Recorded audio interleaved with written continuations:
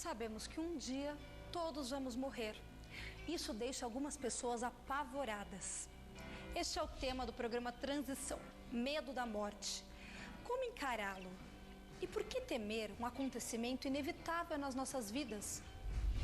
Tememos a morte por diversos motivos, né? Primeiramente, para nos valer de uma linguagem simbólica, quando nós somos crianças, ou qualquer criança, se ela olhar para um quarto escuro, um quarto que ela não sabe o que tem dentro, ela vai temer aquele quarto, né? Porque não sabe o que é que vai pisar, se tem alguns animais lá dentro. E a gente começa a criar no nosso imaginário diversas reflexões, né, do desconhecido. Mas esse medo, ele se caracteriza um pouco pela imaginação que as pessoas têm com relação à morte. Não é normal ter medo da morte, é comum ter medo da morte. Acho que a gente precisa diferenciar o que é normal e o que é comum. Normal é aquilo que vem de uma lei natural, que tem uma explicação racional para acontecer. Comum é algo que se espalha e que habitualmente é falado, mas não tem uma explicação, não tem um raciocínio, não tem uma lógica. Então, é normal, não é normal ter medo da morte, é comum. E poderíamos dizer ainda que esta fobia, esse medo que todos têm, me parece que é uma tendência natural, é decorrente dessa concepção de limbo, de inferno, de purgatório. Algumas religiões acreditam que a morte é o fim. Então, por isso muitas pessoas têm medo desse final, o que vai acontecer com a gente no fim. E existe a crença de que nós podemos ficar dormindo ou ir para um outro local. Então, esse desconhecimento faz com que muita gente tenha medo. Não que os espíritas também não tenham medo dessa transição, porque isso também é normal.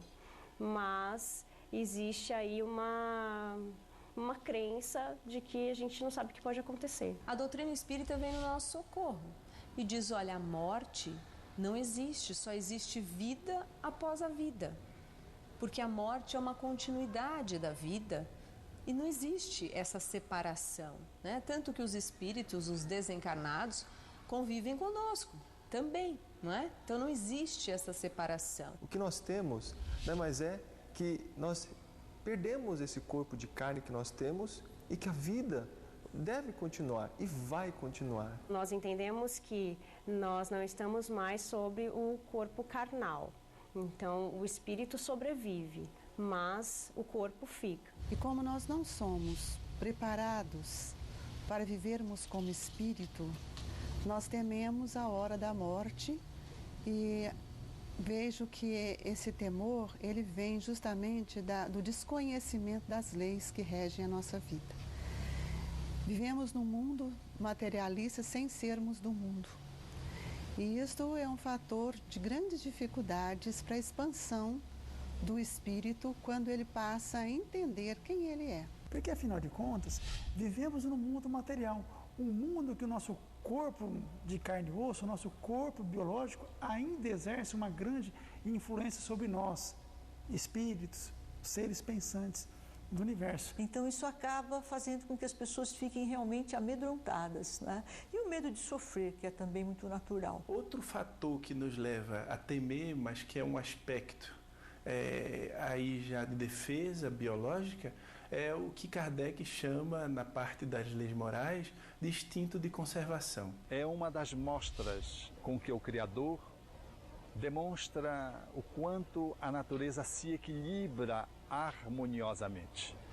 Quando o ser humano, desde pequenininho, manifesta quando toca uma tomada e reage, fazendo um movimento de pulsão, puxando o braço, ali já está bem claro de que o ser humano é dotado dessa qualidade de autoproteção que trata do instinto de conservação. Logo, o espírito, quando reencarna, ele está envolvido nessa matéria que é e que lhe dá ensejo de se colocar no mundo para o seu aprendizado feliz. O instinto de defesa rege-lhe, por assim dizer, a manutenção, a estabilidade da sua estrutura vivencial. E diante de qualquer coisa que lhe ameaça, ele se subtrai, ele se esquiva quando esta ameaça represente o limite da sua própria existência. Se nós não tivéssemos, em certas situações onde a morte está iminente, o receio de querer estar vivo, nós, na primeira dificuldade que aparecesse nas nossas vidas, nós com certeza procuraríamos algo teoricamente mais fácil. Nós vamos perceber, portanto, que todos os medos, eles derivam do medo da morte. O medo da morte é, por assim dizer, um medo básico, fundamental. Mas quando se tem medo de ladrão, medo de um assalto, medo de a picada de um inseto, medo das alturas, todos esses nos remetem ao medo fundamental, primordial, que é o medo da morte, que trata, que espelha esse instinto de defesa, esse instinto de conservação, que pode estar às vezes mais acentuado, às vezes menos, dependendo da evolução do espírito reencarnado. Essa ideia, esse temor, ele vem justamente por conta da providência divina, que fez isso para que a gente pudesse não tirar a nossa vida de qualquer jeito, de qualquer modo. Nessa circunstância, quando o instinto de conservação vai ficando nublado por um processo de condicionamento de outras vidas, processo de fuga, quase sempre de atitudes suicidas já cometidas em outras existências, essa circunstância, ela também destaca, denuncia de que aquela pessoa não está bem, porque busca o suicídio, tem os pensamentos, às vezes as emoções se inclinam nessa direção do autoextermínio, começam a fazer planejamentos, o que se torna mais grave, e às vezes fazem a tentativa, denunciando, portanto, que aquela pessoa que reiteradamente apresenta esse tipo de conduta, de manifestação diante da vida, de que ela está fora desse caminho do meio, que é o instinto de autoconservação. O suicídio nós sabemos que é a pior de todas as opções, ou seja, é o maior equívoco que a pessoa pode fazer contra ela mesma, porque ela está tirando a bênção da oportunidade que ela tem de, através da encarnação e através até do problema que ela está passando, que está causando esse sofrimento, ela está tirando a oportunidade da sua própria evolução. O importante é nós entendermos que mesmo os espíritos que estão sofrendo pelo ato do suicídio também terão novas oportunidades para se reajustarem. É bem verdade que terão que retornar ao relacionamento, alguns relacionamentos anteriores para poder cumprir com as suas pendências, mas isso realmente faz parte da lei da evolução e ele continua seguindo a sua trajetória, porque não há mal que para sempre dure, não é verdade? Já foi dito isso tantas vezes e isto é verdadeiro. Porém, à medida que a gente vai entendendo que nós não somos propriamente esse nosso corpo, mas esse corpo é uma ferramenta para que nós possamos evoluir, progredir, caminhar para a compreensão de quem nós somos de verdade, cada vez mais esse medo da morte vai sumir, porque simplesmente nós vamos passar a entender a morte como sendo apenas uma das experiências que o espírito é convidado a ter, convidado a viver. Porque a morte, ela é um portal que abre, né, de libertação do espírito e não pode jamais ser de punição, porque todos nós, como filhos de Deus, temos a oportunidade de evoluir e de crescer, de expandir, mas estamos presos no mundo, sem sermos no mundo. Nós sabemos que a vida no plano espiritual é muito mais fácil, muito mais tranquila e nós temos uma consciência muito maior quando estamos desencarnados. Se sempre nós soubéssemos disso e tivéssemos a consciência desse... Como é que eu posso dizer? Se nós tivéssemos a consciência de que a vida futura tem responsabilidades, esse temor da morte não existiria. Não seria comum, mas como um resultado do instinto de conservação, Deus nos deixou esse temor para que a gente pudesse viver a vida mais tranquilamente e com responsabilidade. Agora o Transição vai fazer um rápido intervalo. Fique conosco. Olá, eu sou Milton Felipelli e quero apresentar a você o meu mais recente livro, Espiritismo, fundamentos históricos e doutrinários. A convicção doutrinária, através da leitura das bases filosóficas do Espiritismo, leva ao fortalecimento cultural também das sociedades, dos centros espíritas e dos leitores. Adquira nas melhores livrarias e também através da internet.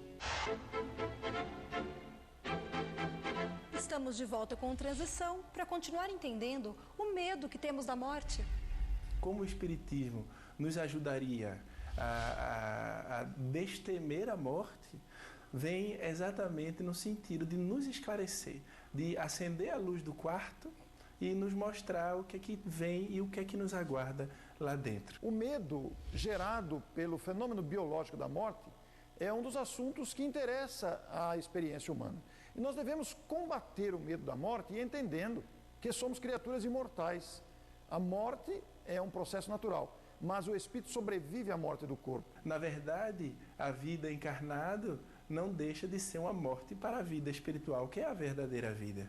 Então, nós desencarnarmos significa retornar para a verdadeira vida, que é a vida espiritual. Isso já ameniza muito o temor da morte. O Espiritismo traz-nos essa percepção com muita beleza, porque ele nos mostra, filosoficamente, que nós temos um sentido de vida. E o corpo é uma instância transitória circunstancial, não obstante muito importante. E de que a morte não é a cessação da vida, é a cessação do corpo. Nós não somos o corpo, nós estamos no corpo. Na verdade, somos espíritos ocupando temporariamente um corpo biológico que se desgasta com o tempo, que sofre influência climática ou sofre influência do meio, etc., e pode adoecer e desencarnar. Desse modo, esse olhar filosófico faz-nos entender de que a gente, entre aspas, entra no corpo e sai do corpo, mas não entra na vida e sai da vida. A gente renasce e morre. E o Espiritismo usa uma palavra muito bela para lidar com a morte, chama-se desencarnação. A ação de sair da carne. Dá-nos, portanto, a compreensão de que esse fenômeno morrer é um fenômeno que traduz ainda um aspecto da vida, de que morte como fim, como término, como exaustão, como finalismo da vida, absolutamente isso não se dá. Elizabeth Kübler-Ross resolveu fazer um estudo sobre a morte e principalmente sobre o que o ser humano sente com relação à morte. A sua pesquisa foi assim inédita e revolucionária, porque ela escolheu pacientes terminais, pacientes receberam diagnósticos fatais e, mediante autorização de familiares e do próprio paciente, ela estabeleceu uma série de questionamentos. Então ela diz, no seu livro, e eu acho que essa pesquisa é algo que nós deveríamos trazer para o nosso dia a dia, ela diz que o nosso problema é que, como não pensamos sobre a morte, não vivemos. Porque nós achamos que somos imortais. Passamos o dia a dia achando que somos imortais. E por conta disso, adiamos todas as coisas importantes e essenciais. E quando finalmente nos damos conta de que somos mortais, começamos a viver. E infelizmente, tarde demais. Então, se nós encarássemos a morte com mais objetividade, a vida teria um sabor inquestionável.